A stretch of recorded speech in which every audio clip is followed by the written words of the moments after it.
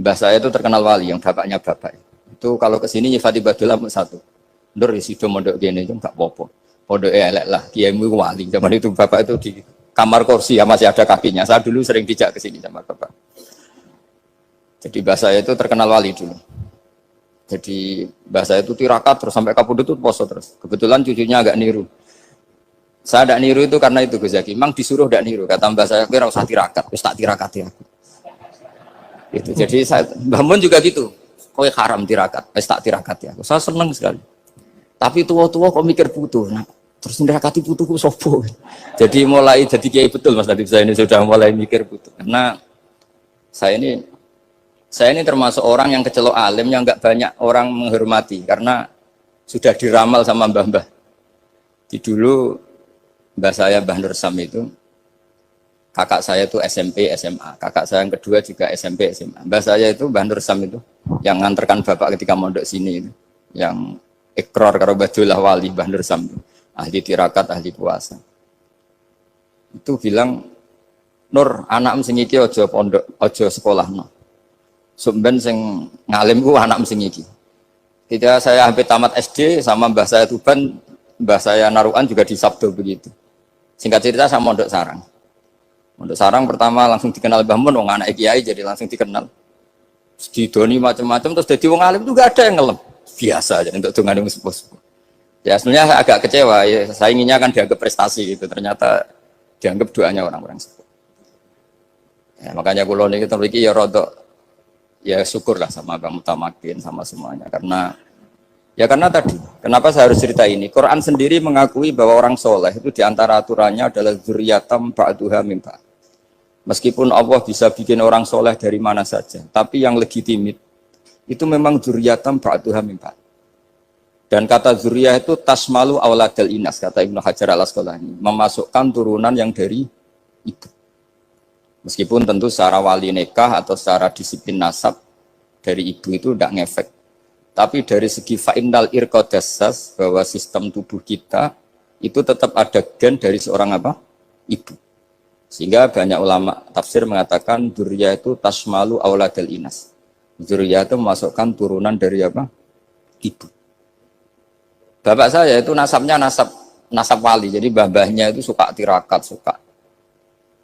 Ibu itu nasab kiai. Jadi kalau bapak wiridan itu, kalau istiqomah itu disalahkan sama keluarga ibu. Istiqomah itu salah. Karena ijabu malam yajib, mewajibkan sesuatu yang tidak wajib. Itu masalah secara ilmiah. Mbah Mun itu sering kritik kalau ada pondok kok wajib puasa, wajib merawat itu sering kritik. Itu secara fikih bahaya. Ijabu malam yajib, mewajibkan sesuatu yang tidak wajib. Dan itu kriminal dalam bab fikih. Betul itu, sama cari di Sulam Taufik, babnya itu ngeri. Ijabu malam yajib itu tidak dihitung minal kabair. Dicari sendiri itu di bab Sulam Taufik, tidak perlu saya sebut, itu parah betul malah cara menvonis Abdullah bin Husain bin Thohir di Sulam Taufik. Ijabu malam yajib. Tapi pondok-pondok yang tirakat tidak kurang dalih. Niki boten majibaken, ngelatih. Boten majibaken tapi napa? Nah, silsilah dari keluarga ibu itu suka ilmu. Sehingga Abdullah bin Mas'ud itu tiap hari itu mensweeping orang yang sering duha. Kalau ada orang duha istiqomah itu disweeping. Awas, harus seminggu sekali, nggak boleh tiap hari. Masa sholat fardu kamu saingi sholat duha? Nggak boleh, fardu tersaingi. Itu Abdullah bin masyhur, sama cari di Al-Ghunjah itu. Sayyidah Aisyah kalau ada orang duha tiap hari dimarahin. Dan itu secara konstitusi ilmu benar karena Nabi Qiyamul Lail Ramadan itu hanya 4 hari yang di depan umum. Lainnya itu enggak. Khasyata ayyufrodo alaihim kalau dalam sahih takut dianggap fardu. Akhirnya istiqomah itu masalah di keluarga saya yang dari ibu. Nah kebetulan kita ini suka ada istiqomah akhirnya ya seperti ini. Tapi ini ilmu harus kita bicarakan. Tapi yang istiqomah Bapak itu pengagum Badullah. Bapak itu suka sama istiqomah karena punya guru dulu Kiai Zubaidi istiqomah, Badullah istiqomah. Tapi jangan kira Badullah itu hanya istiqomah. Saya punya sanad banyak, mungkin Gus Zaki lebih tahu. Sering saya diceritakan Bapak. Badullah itu nak ambek wong fase teman-teman itu ya rapati cocok. Senajan to majibno fase. Tak takok iki ngopo. Engko nek ke fase darane wong awam untuk ganjaran. Mergo macane Quran gak fase. Padahal untuk ganjaran mergo seneng Quran. Jadi Terus tak takoki Bapak, niku saged damel syariat mboten? Ya ora kena, pokoke ngono. Jadi gue ngekrori. Artinya beliau ndak ingin lah gara-gara kita terlalu pakem tajwid kemudian menganggap siapa saja baca Quran salah kemudian tidak dapat pahala. Bisa saja hamalahum ala ayakraul Qur'an apa mahabbatuhum wa iskuhum wa kada wa kada. Jadi akhirnya saya jadi tahu. Oke, secara makhraj salah, tapi iseknya benar, mahabbahnya benar, brontonya benar. Jadi sebetulnya Abdullah itu punya sekian makalah tentang ilmu. Hikam juga gitu. Nur nak cah santri ngaji ihya itu jauh oleh, tapi nak ngaji hikam mojo.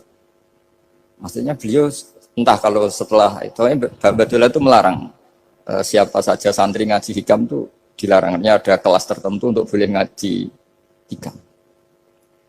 Nah, kenapa saya cerita ini? Karena saya masih ingat betul di antara wasiatnya Mbah Mun itu.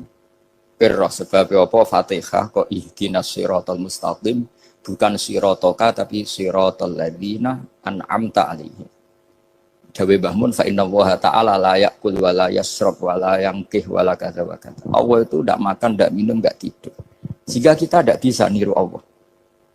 Tapi yang makan tidur itu manusia. Sehingga kalau ingin dekat Allah ya niru siratal ladzina bukan siratoka. Kita cara tidur niru Kanjeng Nabi, niru ulama, cara makan, cara minum, niru Allah tidak bisa. Makanya bukan ihdinas siratal mustaqim siratoka tapi siratal ladzina an'amta. Maka dalam beragama itu butuh master, butuh panutan. Ya tentu Mbah Mun oleh ngendikan pakai luwet orang-orang kuno. Cara Mbah Mun pakai cantolan. Maka saya punya makalah banyak dari Bapak, dari Mbah Mun, dari Mbah Zubair, dari sampai saya itu hafal sanad sampai Rasulullah SAW. Karena yang bisa mengawal ilmu itu sanad. Termasuk saya di sini bawa kitab Ar-Risalah Al-Qusairiyah. Nanti saya baca beberapa panutan kita. Di sini ada Abdul Qasim Al-Junaidi, ada Abu Yazid Al-Bustami, ada banyak ulama yang ditulis Ar-Risalah Al-Qusairiyah. Dan itu yang membentuk Imam Ghazali, kitab Ar-Risalah Al-Qusairiyah. Tapi sekarang kita ini tidak belajar lagi tentang tasawuf. Tasawuf itu Abdul Qasim Al-Junaidi jadi wali itu bukan wiridannya terlalu banyak, enggak. Beliau pernah bikin satu kalimat yang menjadikan Allah itu ridho. Kalimatnya begini, kalau malam beliau wiridan gini, ya Allah, kenapa engkau ngasih rezeki saya, padahal engkau tidak butuh saya. Kalimatnya sederhana. Kalau seorang majikan ngasih servis sama karyawannya, memang butuh pekerjaannya. Orang tua ke anak butuh kasih sayangnya. Tapi engkau ini zat yang tidak butuh saya, tidak butuh kita, ngapain ngasih? Jadi punya sisi betapa Allah itu luar biasa, wong tidak butuh kok. Ngasih itu kan luar biasa. Jadi karena mensifati seperti itu Allah itu ridho. Itu luar biasa. Normalnya orang memberi itu kan, apalagi orang memberi kiai itu kacau sekali. 1.000 jaluk swarga. Salam template 1 juta wae jaluk apa? Swarga itu parah lagi. Nanti kalau enggak masuk surga diundat-undat. Itu ngeri lagi itu 1 juta minta apa? Surga. Sayyidina Ali itu diantara sebabnya beliau dekat Allah itu karena muamalahnya sama Allah itu benar. Di antara muamalah itu yang diriwayatkan di kitab Ar-Risalah Al-Qusairiyah adalah masyhur itu. Kafani izzan antakuna li rabban wa kafani fakhran an aku nalaka abdan. Tiap malam ya beritanya itu. Ya Allah, saya sungguh sangat mulia karena engkau yang jadi Tuhan. Coba kalau saya dituhani manusia yang mati atau dituhani siapa yang mati juga. Wa kafani fakhron an aku nalaka abdan. Saya ini bangga sekali karena jadi budakmu, jadi hamba zat yang tidak mati. Jadi pakem-pakem yang menjadi masyrab kalau dalam bahasa tasawuf itu yang menjadikan wali. Sehingga yang dikatakan ibadah itu apa? Ma'rifatullah, mengenali Allah secara benar. Jadi jangan kira wali-wali dulu terus terlalu istiqomah, ada juga. Mereka punya pakem yang menjadikan Allah itu ridho. Saya beri contoh nih di sini banyak makalah nanti saya beberapa baca tabarruk. Banyak riwayat dari orang-orang sufi. Nabi Ibrahim itu pernah ketemu orang Majusi. Beliau terkenal sakhok, terkenal sakhian. Ketika ketemu orang Majusi, ya Ibrahim saya ini sehari saja ngasih makan saya. Kamu kan tukang ngasih makan orang. Terus ya tapi bisyarti antus lima, kamu harus Islam. Fakihnya Nabi Ibrahim adalah kalau saya menolong dia berarti nolong orang kafir. Setelah orang itu lewat, berlalu karena Nabi Ibrahim nggak mau hormat, Allah memberi wahyu ke Nabi Ibrahim. Kenapa ya Ibrahim tidak kamu terima 1 hari, kamu kasih makan 1 hari? Ya karena dia majusi. Kata Allah, dia umurnya berapa? 60 tahun. Tanyakan, pernah kelaparan kan hanya hari ini? Iya ya Allah. 60 tahun dia kafir tak kasih makan. Minta kamu sehari aja kok gak boleh. Akhirnya Nabi Ibrahim dipanggil orang majusi, dikejar dipanggil. Ayo tak kasih makan 1 hari. Kok kamu sekarang jadi baik? Habis ditegur Tuhan. Terus kata, ahakada yu'amiluni. Apa seperti itu? Tuhanmu mengu'alamalai saya. Ya na'am. Akhirnya Islam orang majusi. Jadi itu lagi-lagi ilmu. Jadi yang dikatakan ilmu itu satu teori atau kalimat atau apa saja yang menjadikan kita ini pakem. Meskipun pakem itu kadang sulit diterima orang-orang khusyuk. Orang khusyuk itu ya nyun sewu ada sisi nakalnya. Makanya Mbah Mun sering kayak jargon masyhur. Zada khusyuan, zada jalan, tambah khusyuk tambah bodoh. Bukan bodoh dengan makna salah itu enggak. Memang kadang terus anti ilmu. Misalnya gini, ini contoh yang karena saya ini mengkhidmati ilmu, saya beri contoh yang urusan ilmu. Ada orang sujud diinjek orang fasik, kepalanya diinjek orang fasik. Terus si orang yang sujud tadi ini ada di Sahih Muslim juga ada di Ihya. Wallahi la yaghfiru Allahu laka. Pakai sumpah, wallahi la yaghfiru Allahu laka.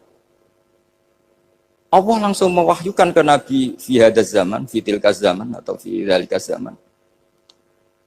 Man dzalladzi yata'alla alayya alla aghfira li fulan qad ghafartu lahu wa ahbattu amalak. Katakan ke orang itu, siapa yang mencatut nama saya yang hanya berstatus tidak memaafkan. Itu enggak fair. Saya ini Tuhan kok bisa yaghfir, bisa yu'adzib. Kok sifat saya tinggal 1 yu'adzib itu gimana? Dicatut separuh itu Allah tidak terima. Tapi kalau kita baca Quran, saya ini sama orang fasik ya benci. Saya ini orang soleh, setidaknya pura-pura soleh lah. Karena di depan para kiai. Tapi mau tidak mau. Ketika Allah mensifati dirinya tentang orang munafik gimana? Wa yu'adzibal munafiqina in sya'a au yatub. Ini cocok tidak cocok. Potensi memberi tobat itu ada. Meskipun sama kalau orang munafik, tapi ya tetap bacanya wa yu'adzibal munafiqina ya in sya'a au yatub. Rasulullah kayak apa bencinya dengan Wahsy karena qatilu Hamzah. Tapi Nabi tunduk sama konstitusi Quran. Laisa laka minal amri syai'un aw yatuba alaihim aw yu'adzibahum. Akhirnya Allah malah memberi tobat sama qatilu Hamzah yaitu Wahsy. Ini pentingnya baca lagi. Kalau kita tidak baca, hanya khusyuk saja, tidak baca, pasti sama orang yang menginjak orang sujud tadi, yang nginjak pasti salah, nggak dimaafkan. Bongso pasti. Pertanyaannya adalah, betulkah Allah punya sifat 1, yaitu yu'adzib? Makanya kalau kita baca, misalnya baca Quran, walillahi mulkus samawati wal ard, ya sudah, yaghfiru liman yasha wa yu'adzibu man yasha. Kalau nuruti rasa kita, ya inginnya ke kita, yaghfir, ke orang lain yu'adzib. Tapi Tuhan kan nggak terima. Saya ini Tuhan kok didikte makhluk saya ini gimana? Nggak bisa. Sehingga ya ini lagi-lagi ilmu. Makanya saya cocok nggak cocok itu suka baca. Saya suka sekali baca. Mulai ulama dulu, ulama modern, setengah dulu. Mulai ulama yang kedunian sampai setengah kedunian. Suka. Saya dulu tuh nggak suka uang. Karena saya memang tadi mbah saya dari bapak itu wali mas itu. Kalau tadi Mas Nadif jujur, mulai Mbah Soleh itu suka bully mertuanya, jadi saya alhamdulillah dia jujur. Jadi, Mbah Soleh itu menantunya Raden Asnawi, itu ya bully-bulian sama ini terus ditiru beliau ini. Itu nggak suka sebenarnya. Saya itu ya pokoknya tadi kalau orang daftar wali itu kan nggak suka sama. Karena mereka nangis ketika Allah ngendikan wa aqridu wa atau ayat-ayat anfiku atau orang baik disifati wa aqridu wa qardan hasanah. Itu hadal khitab li ahlil jiddi wasarwah. Ini khitab untuk orang kaya. Kalau isin Gusti jenengan nampen ngongkon infak kok kalau diinfaki. Jenengan nampen ngongkon ngamal kok kalau di ngamali. Jadi maka yuhibbunal mal, mereka tidak suka harta. Walakin liyana luladzatal khitab bil infak, dan itu harus kaya dulu untuk bisa infak.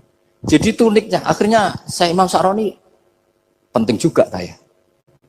Jadi wali untuk suka harta itu nunggu diperintahkan Allah. Alhamdulillah kita enggak, sudah wali dulu karena sudah senang harta balik.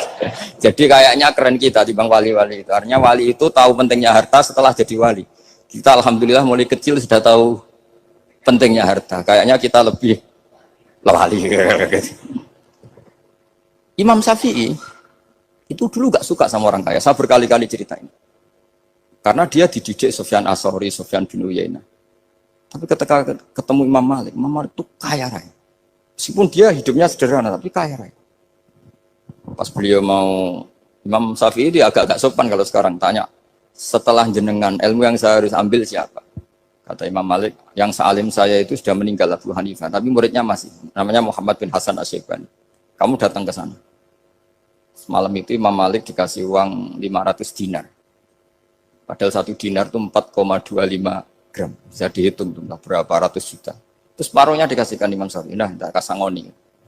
Pagi-pagi diajak ke Baki. Dulu Baki itu ada kafilah rental unta. Mana kafilah yang mau ke Irak? Kita. Ya sudah ini antar. Tak bayari. Diantar Imam Syafi'i. Diantar ke Imam Muhammad bin Hasan Asy-Syaibani di Irak. Itu ketemu Muhammad bin Hasan Asy-Syaibani pertama itu apa? Beliau itu kalau ngitung uang di meja. Emas-emasnya di meja, uangnya dolar semuanya di meja. Tambah kaget. Ini saya sama Imam Malik ingkar, ini malah lebih parah lagi. Kata Muhammad bin Hasan Asy-Syaibani, "Atak jabu min hadza." Kamu kagum dengan ini, merasa aneh? Iya. Ya sudah, ini tak kasihkan orang fasik. Tinggo demenan, tinggo judi. Jangan, jenengan saja. Kalau jenengan kan orang soleh dipakai kebaikan. Berarti orang soleh boleh kaya. Angsal-angsal. Kan? Semenjak itu Imam Syafi'i kebablasan. Sampai fatwa kiai fakir itu haram. Kiai bisa bikin rumah bagus, bikin rumah jelek. Haram. Puasa al-Islam ya lu wala. Yolah. Nah lagi-lagi kebetulan kita sebelum ngaji Imam Syafi'i sudah seperti itu. Jadi ini justifikasi. Lagi-lagi itu ilmu. Saya ulang lagi-lagi itu ilmu. Akhirnya saya baca kitabnya Imam Sa'roni namanya Al-Minanul Kubro. Itu beliau cerita wa mimma manallahu alaihi. Kesannya kayak orang sombong. Tapi sebetulnya yang sopan itu yang sombong karena Imam Sa'roni kan bilang, kamu harus memaklumatkan diri kalau antum minal ulama il amilin. Kamu termasuk ulama yang amilin. Terus ditanya sama orang-orang, bagaimana kalau nyatanya enggak? Kamu tadi subuh sholat, iya saya sholat. Kamu tadi zuhur sholat, iya saya sholat.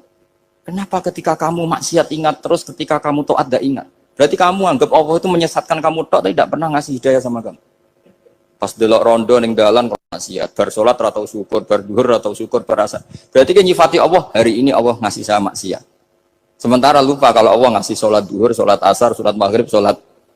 Oh sudah di situ Al-Minanul Kubro, pokoknya orang itu soleh semua. Nah saya itu termasuk orang yang didikte oleh kitab, terbentuk oleh kitab Al-Minanul Kubro. Jadi di situ hidup itu enak semua. Makanya saya itu masih ingat dialeknya dua orang alim. Nggak berusaha sebut, ini agak sensitif. Karena ceritanya itu ada anaknya kiai mau nyalek. Karena dia anaknya kiai tanya, Mbah, dalilnya nopo nanti yang kepengen jadi jabatan, mencari jabatan besar. Kalau yang jawab tak sebut gak apa-apa namanya. Jawabnya Mbah Mun, oleh gak apa-apa. Nabi Yusuf juga boleh jabatan. Terus beliau baca, Qolaj alni ala khuzainil ardi ini khafifun alim. Nabi Yusuf juga boleh jabatan. Ya Rabbi. Di debat sama orang alim. Itu Nabi Yusuf, syariatnya itu mansukhoh di syariati Rasulullah Muhammad SAW. Setelah tamunya pulang, Mbah Mun dibantah gitu. Dari Mbah Mun gini bilang, anut kiai wae oleh pemenang anut nabi. Sama ingat kalimatnya. Anut kiai wae oleh pemenang anut. Artinya Nabi Yusuf kan minta jabatan ij'alni ala khuzainil ard. Jadi akhirnya semenjak itu fikih-fikih ilmu tadi saya ulang lagi. Akhirnya saya cari, termasuk saya disuruh Mbah Mun. Saya golekno dalile nak wong soleh kok oleh jabat. Hatinku, wong dalil kok diorder saya sempat. Ternyata saya cari-cari ya tadi am yahsudunan nasa alama atahum wa min fadlih faqad ataina ala Ibrahim alkitab wal hikmata wa atainahum mulkan azim. Keluarga Nabi Ibrahim di antara sifat yang disebutkan Allah adalah dikasih mulkan azim. Sebab itu akhirnya kiai Indonesia itu mazhabnya Syafi'iyah semua. Politik ya kerso, jabat ya kerso, proposal ya kerso.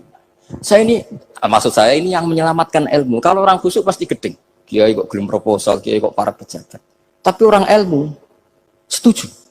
Nah saya nggak tahu setujunya itu bawaan ilmu apa bawaan nafsu tadi itu yang mulai saya nggak tahu.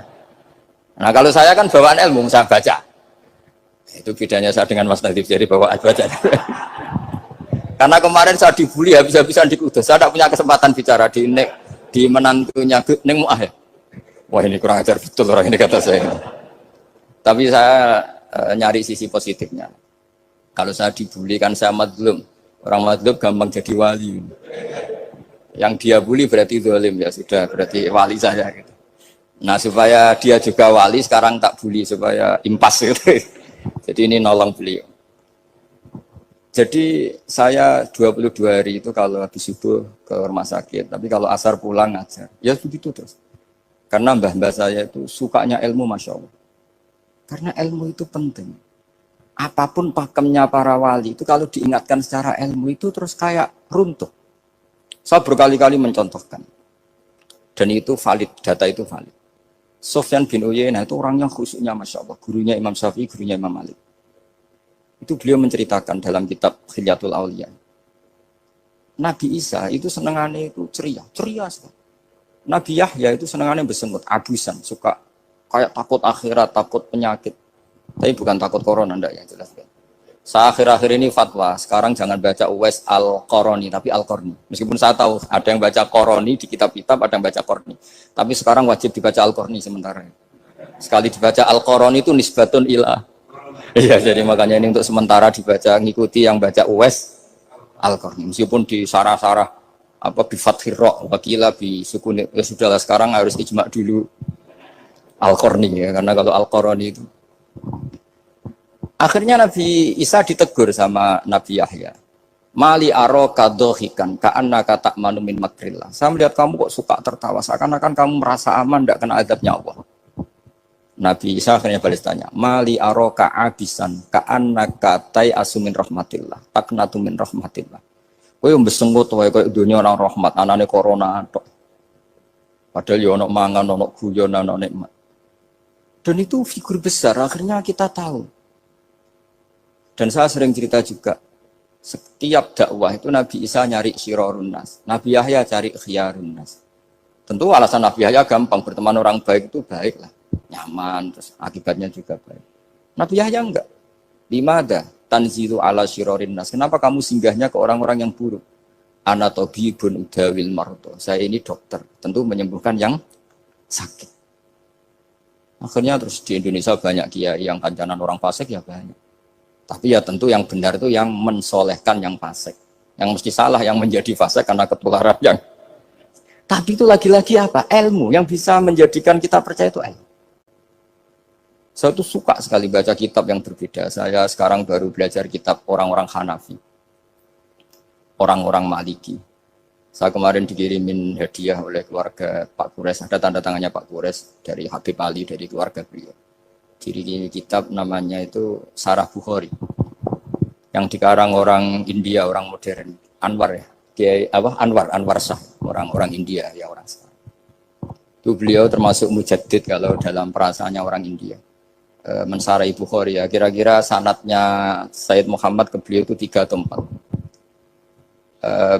Beliau termasuk orang-orang yang bisa membentuk India seperti itu. India kan banyak syurahul hadis, termasuk Waliullah Ad-Dahlawi, terus Syekh Yusuf Al-Kandahlawi, banyak lah saya. Itu beliau cerita di kitab-kitab itu bahwa ilmu itu harus diungkapkan. Terus beliau cerita banyak tentang kewalian. Sampai dalam cerita kewalian itu unik. Dan terus kayak jadi wali itu gampang sekali. Ya diantaranya itu wali itu mau modal rasido. Sab'atun yudhilluhum wa fi dhillihi yawma la dhilla illa dhilluh. Itu diantaranya itu wa rajulun da'athu imra'atun datu jamalin wa mansibin faqala inni akhafu. Mau modal gak sido. Wis dijak wong ayu menarik muni ra gelem. Modal ra gelem iku iso dadi wali. Iku yudhilluhum wa fi dhillihi yawma la dhilla. Ya. Nah, masalah kita ora digelemi lah, itu masalah. Itu sangat. Jadi gampang sekali dalam kitab Al-Minanul Kubra. Dan kalau baca itu enak. Misalnya gini, tentu masa lalu kita yang buruk itu tidak diceritakan orang lain. Dan itu kadang karena gengsi. Tapi kalau melihat hadisnya Nabi itu gampang sekali. Kullu ummati mu'afan ilal mujahirin. Umatku semua itu dimaafkan. Kecuali yang memperlihatkan salahnya dosanya. Jadi nggak boleh kalau sampean sekolah nggak naik kelas cerita anaknya. Kalau saat dulu nggak naik kelas, kalau punya utang koperasi nggak pernah bayar, nggak boleh cerita seperti itu. Kalau ditanya, bapak dulu pinter nggak? Oh pinter sekali. Harus bilang gitu, pinter sekali. Pernah ranking sekali, sudah nggak apa-apa itu. Meskipun dengan makna yang lughawi ya. Saya dulu iskal. Kan nyun sewu saya ini sering diparani orang yang mau tobat cerita Gus saya dulu sering main perempuan, sering mabuk, tapi sekarang saya mau tobat gini-gini. Karena ini orang awam, tak terima. Tapi saya bilang gini, kamu jangan cerita ke anak kamu. Terus dia cerita, tapi kan saya harus jujur. Karena ilmunya dia baru terlalu jujur itu penting gitu. Terus pokoknya menurut kula ora oleh cerita, pokoknya ora oleh cerita. Ya Gus oke nurut. Setelah itu saya nyari-nyari sarah, termasuk kitab itu. Kok bisa orang yang tidak mujahirin, orang yang menutupi salahnya malah dimaafkan, yang cerita jujur pernah salah malah tidak. Sangat bener. Misalnya seorang bapak cerita, "Cung aku dhisik nak pacaran tak ambung." Misalnya, anaknya mesti suatu saat kan dia puber. Mesti nak ngambung niru bapak ya. Nah kalau yang cerita itu ribuan atau jutaan. Cung aku zaman yang pondok itu rezekiku kok bodoni. Kan terus jadi syariatun mutabah. Apalagi yang cerita ini ternyata jadi kiai, ternyata gitu ya tetap jadi kiai. Jadi kalau pura-pura soleh di rumah pura-pura soleh, seakan-akan di pondok tidak pernah kodok, tidak pernah setor meluntir, tidak pernah apa kan?